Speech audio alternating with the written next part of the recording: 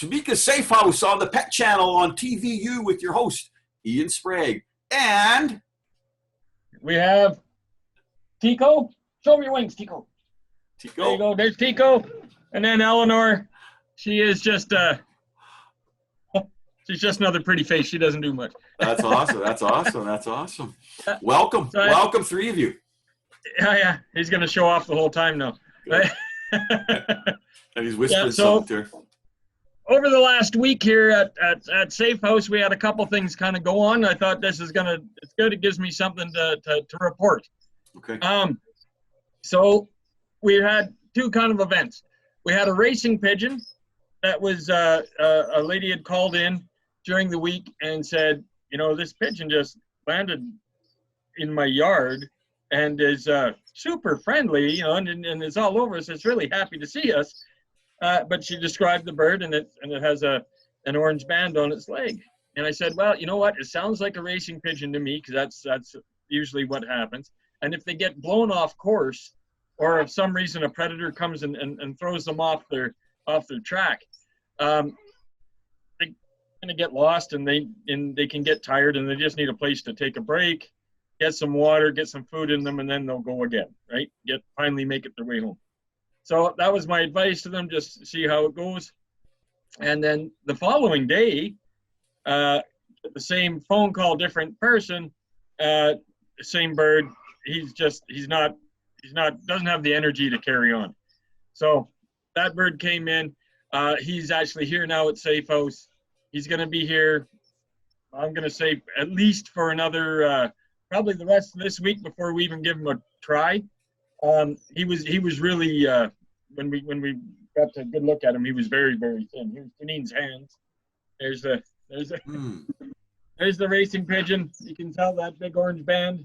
That's a good indicator that's what that is.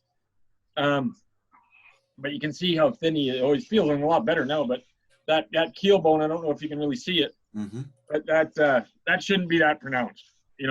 So this bird was really, really hungry, really, really tired, and really, really depleted. But looking much better now. So that was the pigeon saga. So we'll keep everybody informed how that goes. We will give him a crack here to see if he can't make his way home. But he might just end up being one of the Safehouse birds. If he can't carry on, then we'll deal with it that way. The other thing that happened, and that was kind of the big topic of the day, is that we had a bunch of finches surrendered. So not an abusive home or anything like that. No great story that way, but the lady just could not look after the 34 finches that she had. Life happens. She has to go to work. I think she was working, out of town, so she didn't have time to care for these guys. So here's a small sampling of the 34. So there we are. I don't know how good you can see them. These are Lady Gouldian finches. They were kind of hard to see through the bars there, but they're gorgeous birds. Absolutely gorgeous little birds from Australia. They're a delicate bird. I always say that. All the things that I've been telling you guys about parrots for the last little while, where I say, don't worry about a draft. They can take a draft. Don't worry about this. They can handle that. That these guys can't. You need to be careful of drafts. You need to be careful of your temperature, your ambient. They're truly just not a very hardy bird in captivity. So that being said, the big problem is when we get a surrender like that, is that these guys are great at carrying little parasites, and is really, really super common, and it's kind of a mystery where the parasites come from, because they're so tiny, they're microscopic, and they always seem to get them, and I don't know why, and then I don't know if it's coming in on food, if it's coming in on your clothing, where it comes from, but finches always seem to have them. So there's a couple things we have to do right away as soon as birds like this come into our care. So first of all, we got to do is that we have to count, and we have to catch and count all of them. Not an easy. These guys all came in a great huge cage, And there was, you know, it was pretty awkward to get your hand in there, and you got to grab this little thing that can move pretty fast. So we go in there one by one, we catch them. You know, you got to do a physical examination. You know, you the same thing we did with the pigeon here. We feel their chest, make sure that they have some muscle structure and they're not starving. They're not, and then we give them a quick look over for parasites. We look at their feet, their toenails. If their toenails need to be clipped, then we'll clip their toenails. All these guys that we brought in on the other day, all of them were in good shape except for maybe one. There's one that we're worried about. He's separated from everybody else, but it's looking more like it's a neurological thing, not a flock thing. It's something specific only to him. So once we get those birds, you know, the quick once over, we use a product like this. This is a miticide, I guess you would call it. And so basically, you just take a dropper of this into this pipette, open the bird's wing, find some bear skin, and just put a little bit of the solution on the bird's bear skin. He's done. Boom. And into the cage he goes. And then, you know, so that's bird number one. Now we do it again. And so we did that 34 times the other day, and got all the birds mite treated. And then once you do that, then you realize, okay, now all these birds are technically going to be clean of mites very shortly, because that stuff works fairly quickly. But there's the environment they have to consider, because all these mites there's different, and I should have started at the beginning. There's air sac mites. Those mites go right into basically their lungs or their air sacs, and it'll slowly suffocate them, because fluid will fill up in the lungs, and it's a slow way to go. There's other mites called scaly foot and face mites. Those ones are external parasites. You'll see them on their feet, and it'll almost make it look like they're wearing boots. You'll see the scales lifting on their feet, and you'll see feather loss in around their face, and other. And that's a really easy sign of those guys. Both are treatable. If it's an air sac mite and it's gone too far, you'll need to get a round of antibiotics to go along with this product. But other than that, and then there's another product that you can put in the water too, and that's for internal mites. Other than that, there's a bunch of different little creepy crawlies that they seem to invite along with them. And there's some, I don't know what kind of mite they are, but I call them an indicator mite, because if they're there, everything else is possibly there. And we'll see them, and it's like a little bit of, it almost looks like dirt, and it's in the corners of the perches and all that kind of stuff. But if you really take a good hard look at it, that dirt's moving, okay? And so they're living little things. They don't like the daylight, so they hide away in dark corners and stuff. So to deal with that, we have this other product, and this is for the environment. This is insect liquidator, they call it. This stuff, you mix it with water, and you spray everything. You spray the cage, you spray the birds, you spray, all around the cage. Anywhere where these birds could have made contact. Okay? And he's not happy with my conversation. But yeah, but it's all that does is kill everything in the environment, and then there's less chances of these birds reinfecting themselves. The other issue is when you bring birds like this into a place like Safehouse, is that there's all these guys kicking around. So the parrots aren't as they're not so prone to having these mites around, but man, they can carry them pretty easily, and if they do get them, it could be pretty devastating.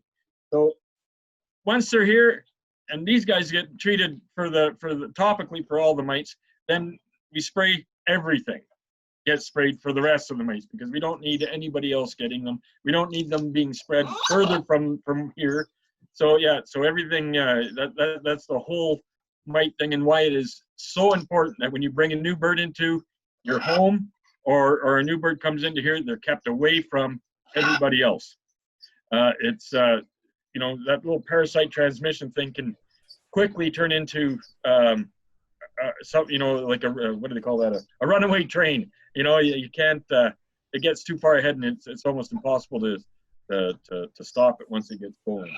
And then other than the mites, the other reason for quarantine is that some of these horrible diseases that we had one finch that came in with this group that was doing, we call it stargazing, and you know, the bird's looking up at the sky, there's nothing there, its head's doing weird wing flips and things like that, and we couldn't figure out what the heck this is all about. But there's a couple of diseases that could be that are quite transmissible. You know, any of these guys can get it. Might be nice. And then yeah, you got some. So we have to make sure that bird is well away from everybody else. So that bird right now is in what we call a hospital cage. It's a little sterile environment. He's probably wondering what the heck is going on. But none of the other birds are presenting any of those symptoms. He is only presents those symptoms. He doesn't do it all day. Like, he'll do it just for a little while and then he's fine. And then so we're starting to think it was like, you know, maybe he had a stroke at one time, or hit a window really hard. Like, you know, who knows? It could be a concussion kind of thing. You know, we don't really know what's going on. Of course, you know, this bird was just transported from his home to here, so something could have happened to him in that transition. So it looks like he's going to be fine. It looks like you know, it's nothing that we need to worry about. But the mites were the big thing, and that's always where we start for every bird that comes in here, including these guys. Wow, that's it's very interesting, and and all the different products. So let's review the products. So you had an internal product that you put in the water. Yeah. So there's a product here. This is called Iverlux. If people have you know, with their dogs and with their horses and with their anything that can get worms, Yeah. you know, a lot of times they'll use ivermectin. So this is an ivermectin product formulated for birds. It goes in their water, or you can put it on them, you know, like I said, topically in behind their neck or under their wing, and that'll kill the mites. This is another product. It's called Scat. Same thing. This one you can only put on the outside. You can't let the birds can't drink this. Okay. And this one again is for topically and for mites again, and it kills them fast. Like it's a quick ordeal with that.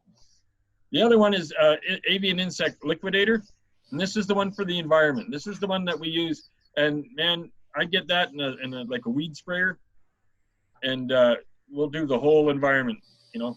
And you can spray the birds, you can spray the paper, you can spray the carpet, your drapes, everything. Get it? Yeah, because those little suckers can hide in strange places, and then. You know, if you've noticed that you've had mites in the area, I would recommend to do it, you know, again in 6 weeks, you know, just to finish them off, because you don't want them to take hold, right? So, yeah, and it almost looks when you're looking at the corners of the perches or anything like that, it looks like dirt, and you're like, how did this dust get in here, you know? But it's not. If you look at it long enough, you'll see that it's actually moving and it's trying to get out of the sunlight. So no, it's those are those indicator mites I call them. I don't know if they're particularly harmful to anything, but I just know if they're there, everybody else is probably there too. Interesting. They're the mites that feed on the mites that give everybody away. That's good though. That's it. Yeah. And parrot walks. Anything else coming up? You know what? I've been waiting to hear. There's no parrot walk that I know of yet, but September's coming, so there should be a call on what's going to be happening with the Edmonton Pet Parrot Association very soon, whether they're going to do half meetings, full meetings, what they're going to do, and I will be the first one to let you know when I get the word. That's awesome. That's awesome. Meika Safehouse on the Pet Channel with your host Ian Sprague, and we had a great show on mites today. That was excellent, and of course Tiko and Tiko or Tivo? Eleanor, yeah. Tiko and Eleanor. Good to see you guys again. Yeah, you can quit biting my shoulder. Well, like you said, they're encouraging to direct the conversation in a way. Yeah, that's it. With your host Ian Sprague, only on TVU. Thank you. All right.